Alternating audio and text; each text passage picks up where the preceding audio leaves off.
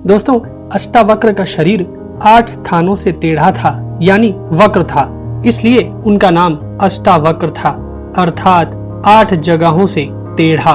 परंतु वेदों के पारंगत अष्टावक्र जी को यह सब क्यों झेलना पड़ा और कैसे उनके 8 अंग ठीक हुए थे, चलिए जानते हैं। इस कथन का वर्णन महाभारत ग्रंथ के वन पर्व में मिलता है। उद्दालक के पुत्र श्वेत केतु इस पृथ्वी भर में मंत्र शास्त्र में पारंगत समझे जाते थे। उद्दालक मुनि का कहोड़ नाम से प्रसिद्ध एक शिष्य था। उसने अपने गुरुदेव की बड़ी सेवा की।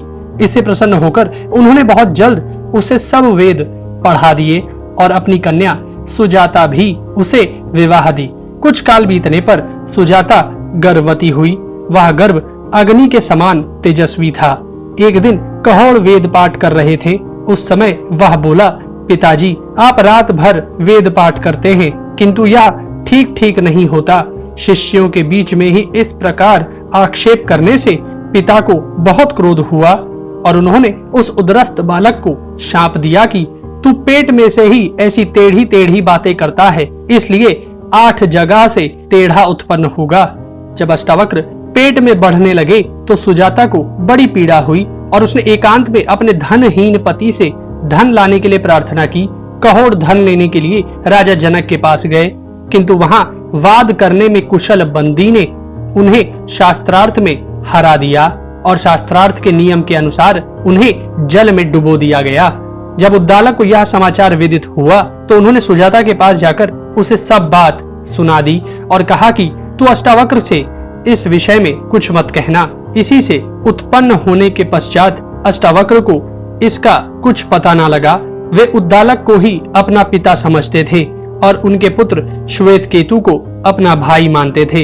एक दिन जब अष्टावक्र की आयु 12 वर्ष की थी, वे उद्दालक की गोद में बैठे थे। उसी समय वहां श्वेत केतु आए और उन्हें पिता की गोद में से खींचकर कहा, यह गोदी तेरे बाप की नहीं है। श्वेत केतु की इस कटुक्ति से उनके चित्त पर बड़ी चोट लगी और उन्होंने घर जाकर अपनी माता से पूछा कि मेरे पिता कहाँ गए हैं। इससे सुजाता को बड़ी घबराहट हुई और उसने शाप के भय से सब बात बता दी। यह सब रहस्य सुनकर उन्होंने रात्रि के समय श्वेत केतु से मिलकर यह सलाह की कि हम दोनों राजा जनक के यज्ञ में चलें। वह यज्ञ बड़ा विचित्र सुना जाता है। वहां हम ब्राह्मणों के बड़े बड़े शास्त्रार्थ सुनेंगे। ऐसी सलाह करके वे दोनों मामा भांजे राजा जनक के समृद्धि संपन्न यज्ञ के लिए चल दिए। यज्ञशाला के द्वार पर पहुंचकर जब वे भीतर जाने लगे तो उनसे द्वारपाल ने कहा, आप लोगों को प्रणाम है। हम तो आज्ञा का पालन करने वाले हैं। राजा के आदेश अनुसार हमारा जो निवेदन है उस पर आप ध्यान दें। इस यज्ञशाला में बालकों को जाने की आज्ञा नहीं है। केवल वृद्ध और विद्वान ब्राह्मण ही इसमें प्रवेश कर सकते हैं। तब अष्टावक्र ने कहा, द्वारपाल मनुष्य अधिक वर्षों की उम्र होने से, बाल पक जाने से, धन से अथवा अधिक कुटुंब से बड़ा नहीं माना जाता। ब्राह्मणों में तो वही बड़ा है जो वेदों का वक्ता हो। ऋषियों ने ऐसा ही नियम बताया है। मैं इस राजसभा में बंदी से मिलना चाहता हूँ, तो मेरी ओर से यह सूचना महाराज को दे दो। आज तुम हमें विद्वानों के साथ शास्त्रार्थ करते देखोगे और वाद बढ़ जाने पर बंदी को परास्त हुआ पाओगे। द्वारपाल बोला, अच्छा, मैं किसी उपाय से आपको सभा में ले जाने का प्रयत्न करता हूँ, किंतु वहां जाकर आपको विद्वानों के योग्य काम करके दिखाना चाहिए। ऐसा कहकर द्वारपाल उन्हें राजा के पास ले गया। दोस्तों, तब अष्टावक्र ने कहा, राजन, आप जनक वंश में प्रधान स्थान रखते हैं और चक्रवर्ती राजा हैं। मैंने सुना है आपके यहाँ बंदी नाम का कोई विद्वान है। वह ब्राह्मणों को शास्त्रार्थ में परास्त कर देता है और फिर आप ही के आदमियों से उन्हें जल में डलवा देता है। यह बात ब्राह्मणों के मुख से सुनकर मैं अद्वैत ब्रह्म विषय पर उससे शास्त्रार्थ करने आया हूँ। वह बंदी कहाँ है? मैं उससे मिलूंगा। राजा ने कहा, बंदी का प्रभाव बहुत से वेदवत्ता ब्राह्मण देख चुके हैं।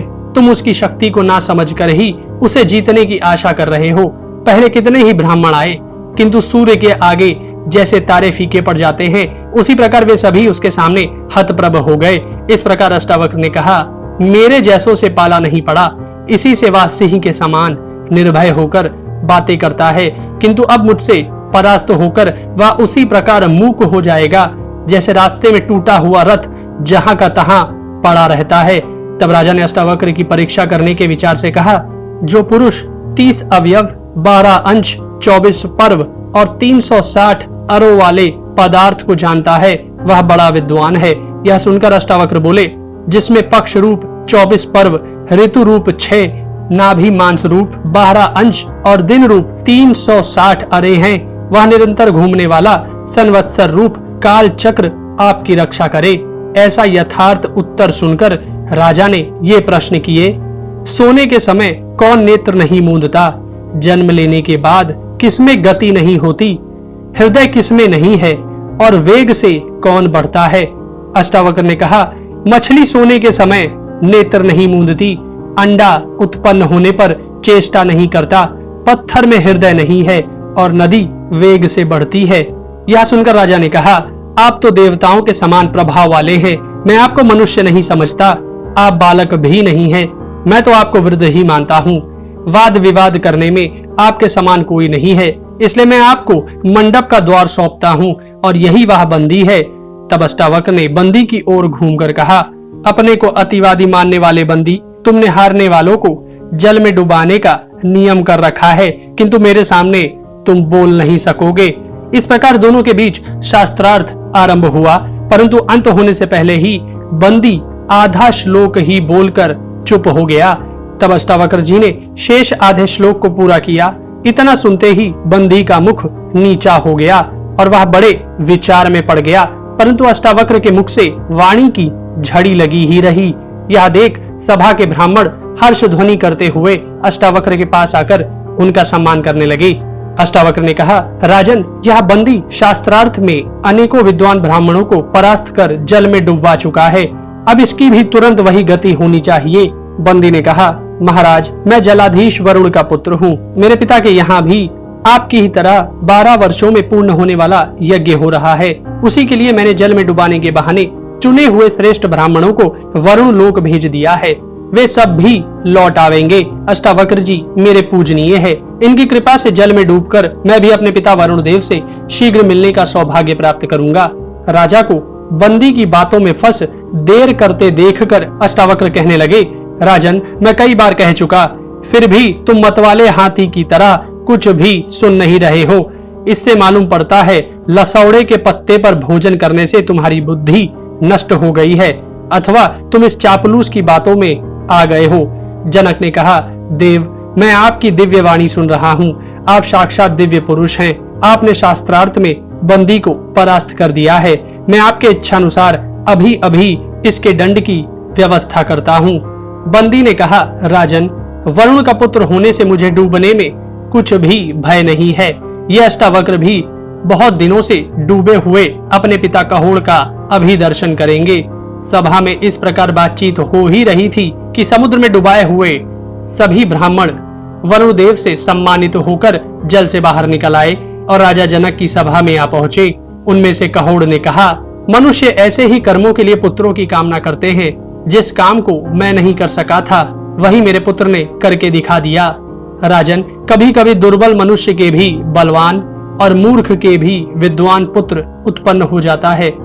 इसके पश्चात बंदी भी राजा जनक की आगे लेकर समुद्र में कूद पड़ा। तदनंतर ब्राह्मणों ने अष्टावक्र की पूजा की और अष्टावक्र ने अपने पिता का पूजन किया। फिर अपने मामा श्वेत केतु के सहित वे अपने आश्रम को चले। वहां पहुंचकर कहोड़ ने अष्टावक्र से कहा, तुम इस समंगा नदी में प्रवेश करो। बस अष्टावक्र ने जैसे ही उसमें डुबकी लगाई कि उनके अंग सीधे हो गए। उनके संसर्ग से यह नदी भी पवित्र हो गई। जो पुरुष इस नदी में स्नान करता है वह सब पापों से मुक्त हो जाता है। इस नदी में युधिष्ठिर और द्रौपदी सहित सभी भाइयों ने भी स्नान किया था।